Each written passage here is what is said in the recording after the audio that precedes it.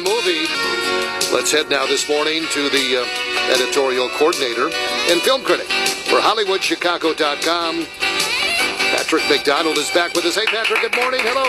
Good morning. Be safe, be healthy. It's the end of the world as we know it. Uh-oh. Let's go to the movies. Causeway, another movie for review. Yeah, Causeway, streaming on Apple TV Plus beginning tomorrow, November 4th. Now, this is a fairly odd story involving a lot of moving parts and audience suspension of disbelief, but I digress. Set a handful of years in the past, Jennifer Lawrence portrays Lindsay, an Afghanistan war vet who suffers brain trauma after a roadside bomb explodes while on the way to an engineering mission. She returns home to New Orleans to recover and encounters the same problems that made her leave in the first place, including a distant mother and addict brother.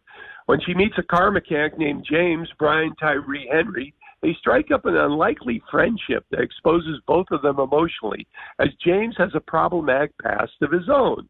Together, they strive for the type of relationship they both can handle. Now, besides a story that was as slow as molasses in a freezer, it was difficult to buy Jennifer Lawrence as a person recovering from brain trauma, as nothing was deglamorized from her, which became strange and apparent in a scene at a pool. Now, even her truths about the situations seemed distant because of the difficulty placing her in this scenario.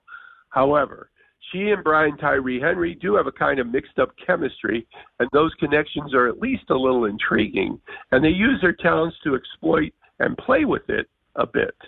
Now, J-Law reminded me a bit of Jessica Chastain, who was similarly not cast well in Zero Dark 30. But you do understand why these actresses would take the challenge. Causeway, 3 out of 5, streaming on Apple TV Plus beginning November 4th.